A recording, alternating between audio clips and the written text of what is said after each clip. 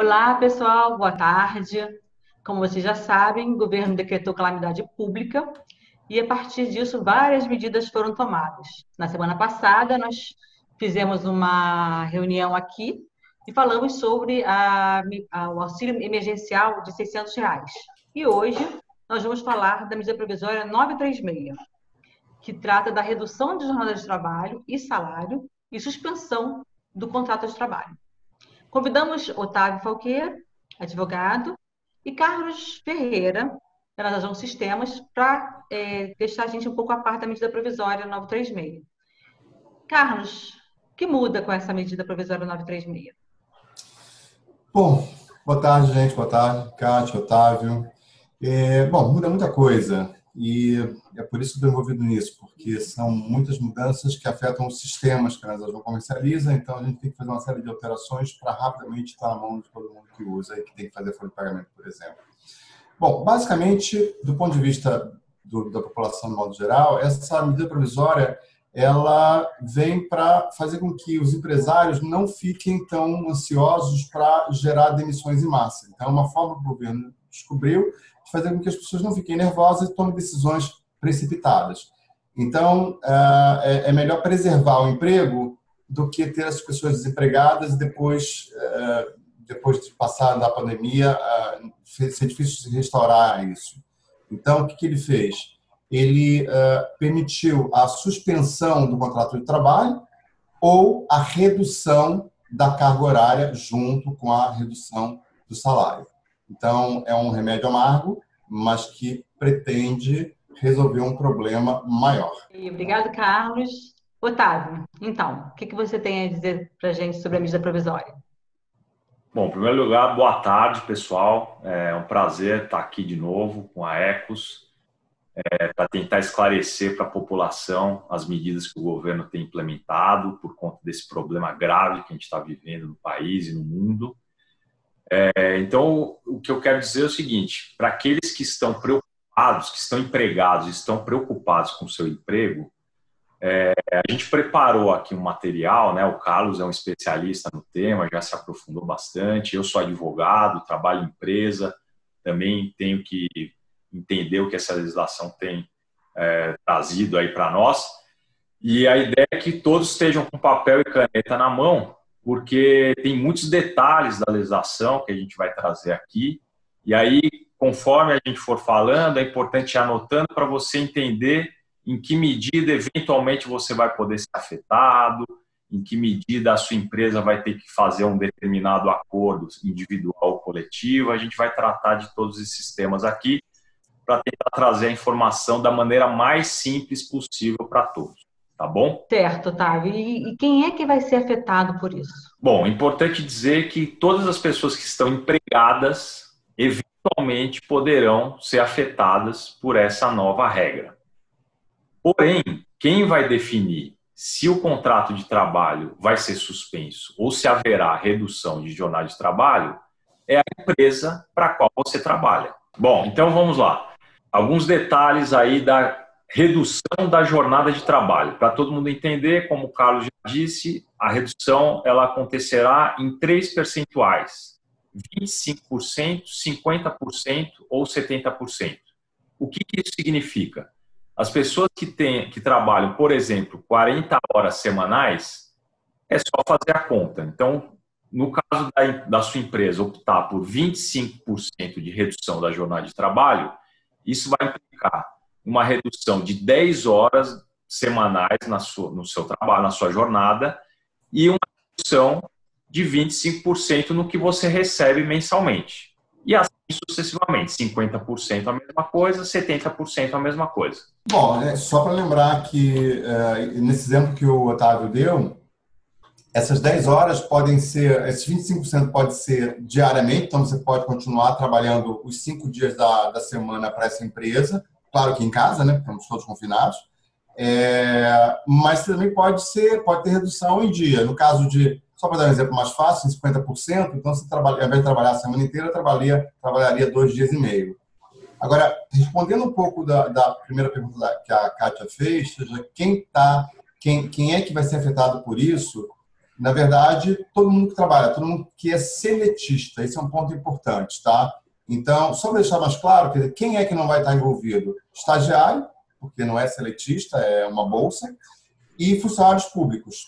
Todo funcionário que tem carteira de trabalho, tem contrato em vigor, pode ser submetido a esse tipo de critério, de redução ou suspensão. Por exemplo, você acabou de entrar na empresa, tem uma semana só, está em contrato de experiência, pode ter o contrato suspenso, ou pode haver redução de salário e de jornada, ok? Então, até o jovem aprendiz, por exemplo, também está nesse grupo. Isso também os funcionários que trabalham de forma intermitente também estão nesse grupo, embora, no caso deles, eles vão receber aqueles R$600 do benefício da 927. Então, todo mundo que é seletista está nesse grupo. E voltando ao que o Otávio estava falando, são na suspensão, ou melhor, na diminuição das jornadas, tem 25, 50 e 70, como ele falou. E no caso da suspensão, você simplesmente terá o contrato suspenso. E aí você não trabalha para a empresa. Aliás... Vai ser complicado esse controle, né? Imagina, assim, ainda mais agora que todo mundo trabalhando em casa, como é que vai ser esse controle de trabalhar 25%, 70%, 50%? É um controle difícil de ser feito, né? Pois é. Então, tem algumas indefinições ainda na legislação, mas, obviamente, que como é uma regra que serve para favorecer a continuidade das empresas e, de alguma maneira, afeta o trabalhador, que vai ter a sua receita reduzida, o que a gente imagina é que tanto as delegacias do trabalho quanto o Ministério Público do Trabalho devem fazer uma fiscalização mais forte desse período especificamente, né? E, obviamente, como a gente vai falar mais para frente, tem a questão dos sindicatos. Então, quando houver a necessidade da participação do sindicato nesses acordos, seria mais uma entidade para controlar a aplicação dessas regras, né? Então, resumindo isso aqui que a gente falou até agora, a gente falou que a redução ela acontece em 25, 50 e 70.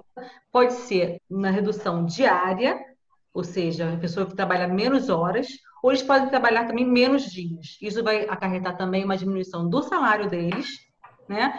E no caso de quem tem direito, todas as pessoas que têm carteira assinada, ou seja, quem é CLT, né? Inclusive o jovem aprendiz. E não está coberto por essa lei os funcionários públicos e os estagiários. É isso? Né? Exato.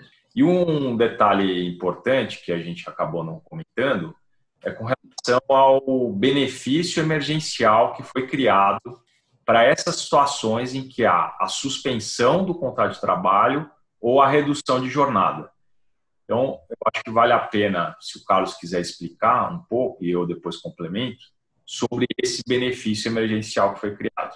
Bom, para quem vai ter o contrato suspenso, o cálculo é um pouco mais simples. Existe um valor que o governo paga para quando a pessoa é demitida. Então, chama-se seguro-desemprego. Então, o funcionário é demitido, ele dá entrada no seguro-desemprego e recebe esse valor que é baseado numa média do salário do funcionário, mas tem um teto.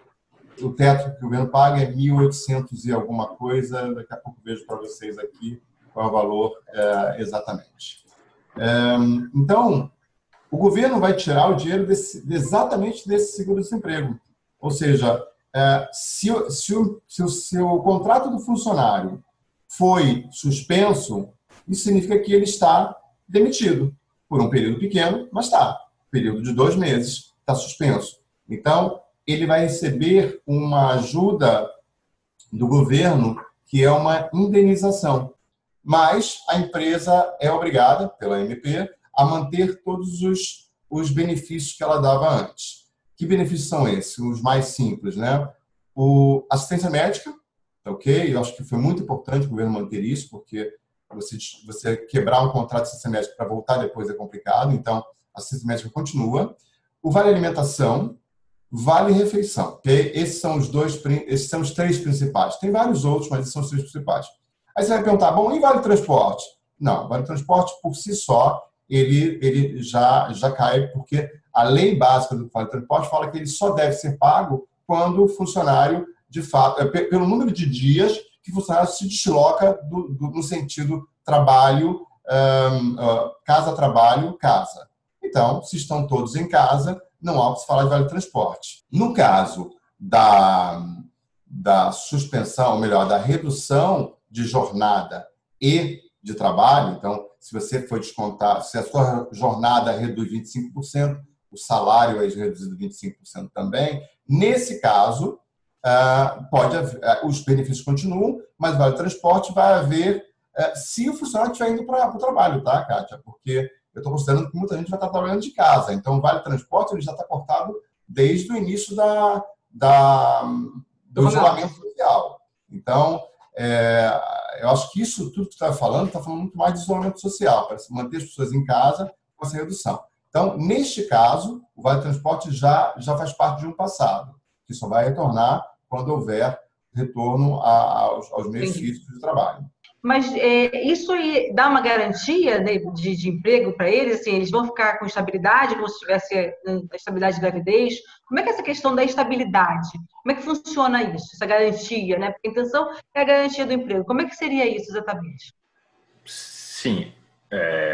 A legislação, a medida provisória, estabelece que, nos casos em que a empresa optar ou pela suspensão ou a redução da jornada de trabalho, ela tem que manter o empregado nos quadros da empresa, não só pelo período em que houver a suspensão ou redução de jornada, mas pelo dobro do tempo que vigorou essa suspensão ou redução da jornada. Isso quer dizer que, por exemplo, uma empresa que opte por reduzir a jornada de trabalho em 25% ao longo de 90 dias.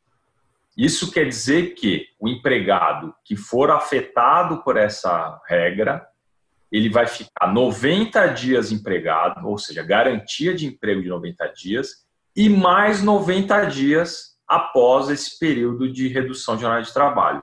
Então, objetivamente, sim, há uma previsão de estabilidade de emprego temporária, obviamente, mas com o objetivo de garantir que não ocorram muitos desempregos e espera-se que ao final aí de 180 dias as coisas já estejam normalizadas e as empresas retomem as suas atividades normalmente, com o menor número de desempregados possível. Porque, na verdade, isso é um acordo, né? Vai ser feito um acordo e as pessoas vão assinar esse acordo. E esse acordo você pode assinar ou não. Na verdade, o que eu estou querendo falar aqui é que se você foi chamado para assinar esse acordo, você deve pensar, por mais que de repente você fique impactado, você deve pensar se você vai ou não assinar esse acordo, porque não assinar esse acordo pode significar uma demissão, não é isso? Então, Kátia, acho que é importante esse ponto que você comentou, porque existem algumas regras que as pessoas precisam estar atentas, né? Então, retomando um pouco, como que essa dinâmica de suspensão ou redução de jornada acontece na prática? Se a empresa optar por redução de jornada de 25%, ela pode fazer isso para qualquer empregado mediante um acordo individual. Então, quer dizer o seguinte, que a empresa ela pode procurar os empregados bilateralmente, ou seja, cada um dos empregados, e propor um acordo para redução de 25% da jornada de trabalho e do salário. Tá? Então, não existe a necessidade da intermediação do sindicato. Com relação aos demais percentuais, 50% de redução e 70% de redução, aí existe uma regra específica que é bom as pessoas anotarem.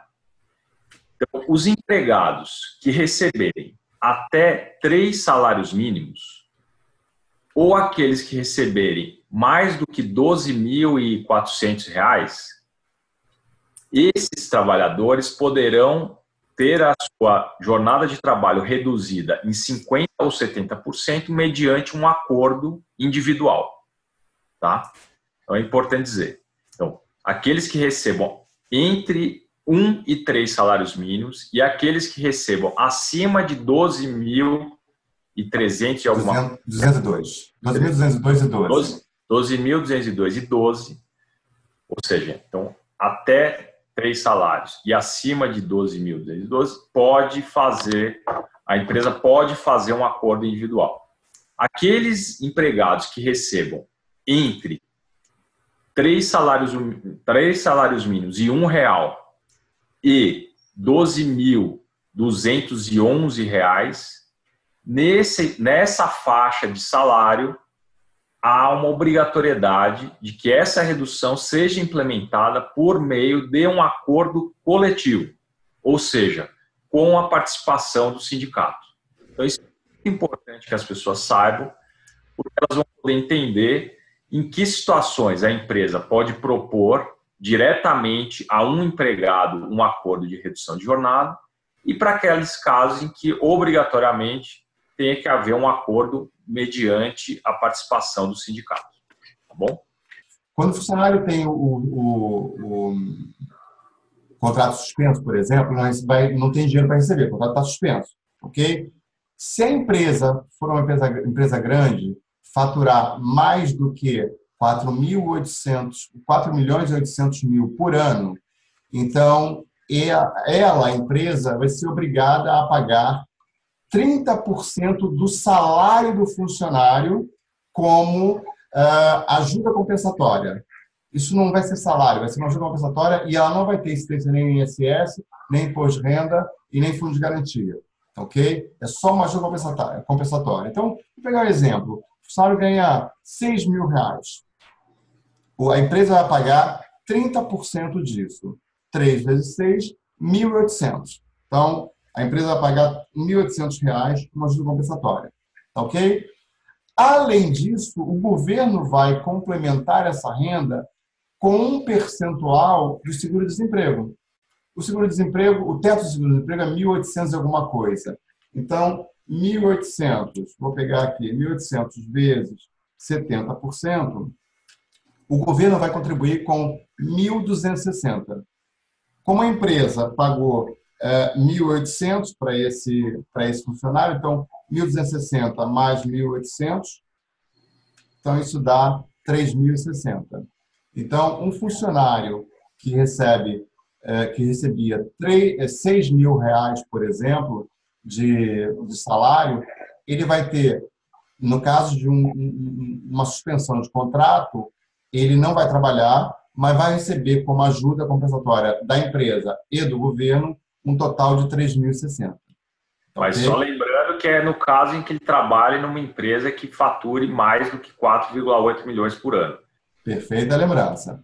Por quê? Porque aquele que trabalhar numa empresa menor, que fature até 4,8 milhões por ano, receberá 100% do valor do seguro-desemprego e não receberá essa ajuda que o Carlos comentou dos 30% do salário. Exatamente. Ele vai receber 1.800 e poucos reais, aquele valor máximo que o seguro-desemprego paga. Entendi. E, Kátia, deixa eu só fazer uma sugestão, eu acho que a gente está terminando, né? Como essa medida é uma medida nova, ela ainda vai tramitar no Congresso Nacional, ela precisa ser aprovada pelo Legislativo, né, para virar uma regra definitiva, mas ela já está valendo. E também tem toda a questão da implementação. Então, os sindicatos vão começar a atuar, vão abordar os empregados, as próprias empresas vão começar a fazer os estudos e, eventualmente, já vão abordar os seus empregados. Então, a minha sugestão é que a gente se coloque à disposição para auxiliar as pessoas no dia a dia dessa movimentação. Então, as pessoas que tiverem dúvidas, que forem abordadas aí na empresa, que receberem ligações ou e-mails do sindicato, para ficarem à vontade para nos contatar, mandar mensagem aí para a página do Facebook da Ecos do Futuro, e aí a gente poder fazer uma conversa mais direcionada, esclarecendo as dúvidas, um trabalho de utilidade pública, que eu acho que é importante nesse momento, todo mundo se ajudar, se colocar à disposição, acho que isso é bem importante para que todos tenham ciência do que está acontecendo e fiquem mais tranquilos ao compreender o que de fato a legislação prevê, porque é uma legislação complicada, muitos detalhes, enfim, eu acho que isso é importante. Eu concordo com o Otávio, excelente ideia, e só digo uma coisa, as empresas não vão ter muito tempo para poder esperar, tramitar e ser aprovada no Congresso, não, porque o prazo para pagamento pelo governo, ele vai ser 30 dias depois que a empresa comunicar ou melhor, 30 dias após a assinatura do acordo com o funcionário. Então, digamos, hoje é dia 4, 5 de abril. Se a empresa, no dia 7, fizer o acordo, ela vai ter 10 dias para comunicar ao governo, então dia 17, e o governo vai ter que pagar esse valor no 30º dia, a partir do 30º dia da assinatura do acordo. Então, no dia 7, vai até 7 de maio. Então, quanto mais tempo a empresa demorar para fazer esse acordo, mais tempo o funcionário vai levar para receber a ajuda do governo. Então, as empresas vão ter que correr e não vai dar para esperar o Congresso. Entendeu? Então, o que o Otávio falou tem todo sentido, porque as funcionárias vão ter dúvida daqui a pouco. Então, fiquem à vontade para procurarmos, a gente vai tentar correr atrás aqui. É muita novidade, mas eu vou estudar, acho que o Otávio vai estudar também, e a gente vai buscar informação para ajudar a quem precisar. Bom, eu acredito que vai ser realmente uma correria. Acredito que a partir de segunda-feira, muitas pessoas vão receber ligações de suas empresas para fazer esse contrato, provavelmente até de forma digital, né? Uma vez que está todo mundo em isolamento, provavelmente vão receber digitalmente esse acordo, vão assinar, vão mandar digitalizado para a empresa vai ter se formalizado provavelmente de forma digital, creio eu. E aí, realmente vai ser assim, vai ser corrido, creio eu, né? Isso. Então, bom, agradeço a presença de Otávio, muito obrigada mais uma vez por estar com a gente. Carlos, pela primeira vez, esteve com a gente, espero que a gente possa contar com você mais vezes também. E agradeço também a vocês que estão assistindo a gente e que fiquem à vontade para tirar dúvidas, a gente tem o link aqui embaixo, vocês podem entrar nas nossas redes sociais e podem também fazer diretamente no nosso canal as perguntas que a gente responde. Temos até a intenção de fazer outros vídeos, de repente explicando um pouco mais determinadas coisas que vocês não tenham entendido. A gente pode explicar mais rapidamente. E muito obrigada. É isso.